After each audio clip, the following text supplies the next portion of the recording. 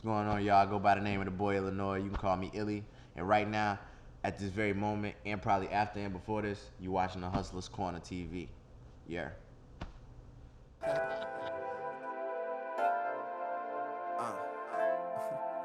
yeah, right. Illi.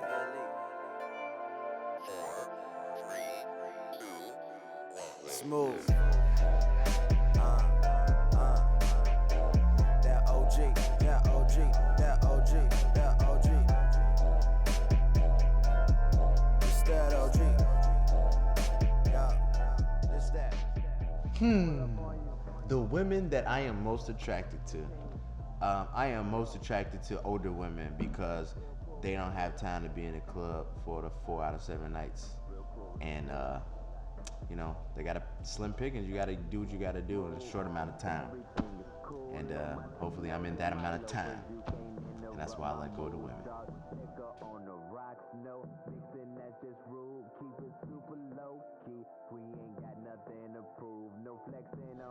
The women under 30, that's probably more of a relationship type steez, women around my age. But I still would probably do a serious relationship with an older woman. But I love all of them. I just prefer. That doesn't mean I won't regulate every other age. You know what I'm saying? I regulate every shape, every outside of my community. You know what I'm saying? I'm a regulator. But yeah, I got equal opportunity for everyone that's past the age of 25. Other than that, I really don't want to mess with you.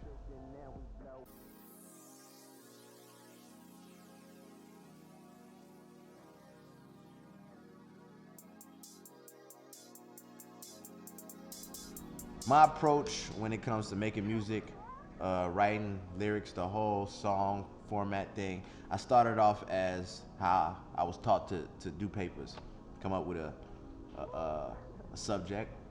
You know, you get your introduction paragraph and your thesis about what the paper's gonna be about, and then every other paragraph after that is supporting what your thesis is, and then you have your conclusion. So that's how I usually write my songs. I have a topic, the thesis is probably usually the hook, and every verse supports what the hook is reiterating.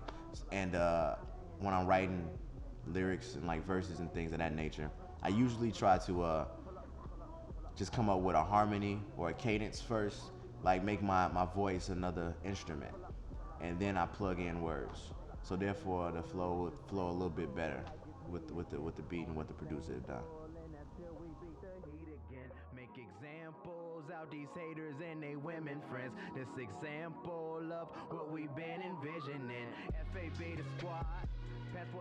I am from South Side of Chicago, really East Side. Grandma stayed on 77th to Saginaw, so it's really East Side. Stayed to the lake. That's what they say.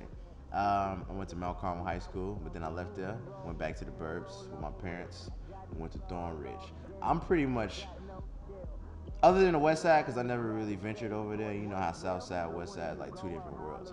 I'm pretty much stayed a lot of places from 92nd, from 77 Saginaw to 92nd and right off Cottage to Dalton and Riverdale. So I've been in Harvey, so I've been everywhere. So I fuck with everybody, and know that motherfucker. For myself now, I'm reaping all the benefits, and we treat chips like it's all about the Benjamins. They say you so militant, how you do that? See, I be getting all The biggest difference between Chicago and New York, I would have to say, is I guess that whole stigma of you're not gonna receive as much love at home as you can get it elsewhere, somewhere else.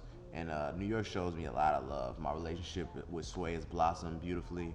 I have a relationship with the program director at Shade 45. Have a relationship with some people over at G Unit, and every also in New York, the industry is really close, tight knit. Like everything is like maybe like 1-2 mile radius down in Times Square. So everybody is really attainable, and we don't have any structure like that here in Chicago. So it's kind of difficult. But that's probably the main difference is the way that the structure of the industry is set up. You know, it's like you have like a hub. You just go there and you can knock everything out.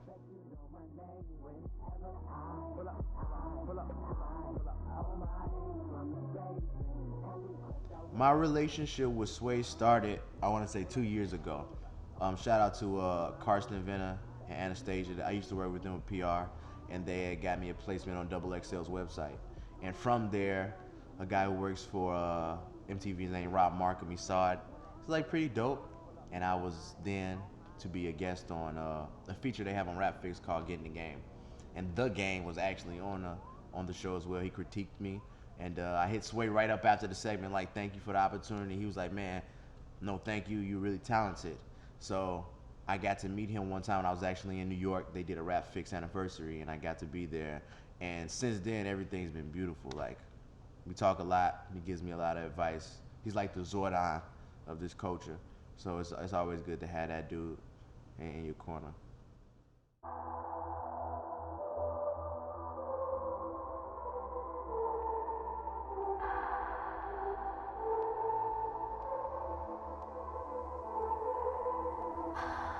The correlation between Gotham City and Chicago that I made in the song, in the video, as you mentioned, Messy Messy. If you've seen the most recent Dark Knight, they had something called martial law, because shit was getting crazy, you know what I'm saying? And when I look at the city and the state of the city, it don't seem like we're too far away from that. So that was the main comparison, and people really need to educate themselves on that, because niggas do not want curfews, and grown people do not want to be told when to go in the house. So that's what I was really trying to get at.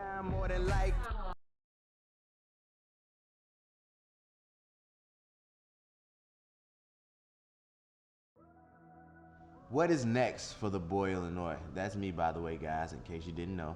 Um, well, I just met Wyclef. We hooked up. Got Haitian blood. He's Haitian. He fucks with me. I'm proud. We probably gonna be doing some work. Got some stuff going on with Twister, and that's all probably gonna be on my next project, which is entitled Jean Baptiste. And then the album comes after that. It's called Dusabo. Jean Baptiste Dusabo, found in Chicago, Haitian nigga. What up? We here. So everything is tied into this. I'm really trying to tie in my Creole Haitian background in with Chicago, and it's working perfectly right now, and I'm getting a lot of love for it, and it's really cool to rep the culture. So it's what's up. So that's what I got going on right now. A bunch of shit.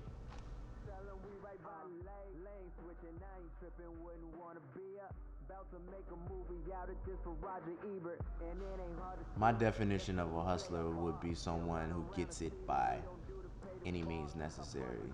No matter on the cards that you dealt, you deal with what you got to deal with. I mean, some people's hustle I may not respect, but I understand it. So it's a difference. But you know, that's my hustle. You get it by any means, however you got to do it. Ruthless, corruption, they hustling. And that kind of rhyme too. So yeah.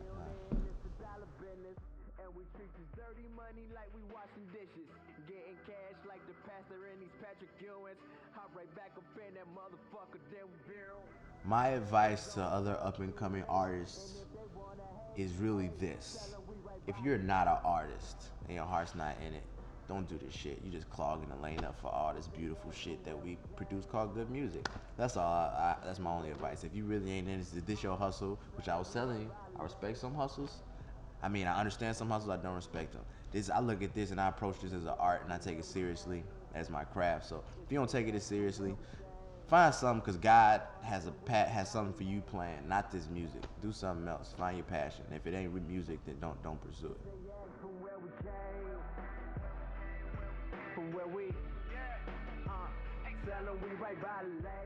Shout out to all my Niger, my Niger boys, all my Cameroonian homies, all my Zoes. Holy Lee Society, FA the Squad, Trey Style, Real, Rip, and my mom and dad, most importantly.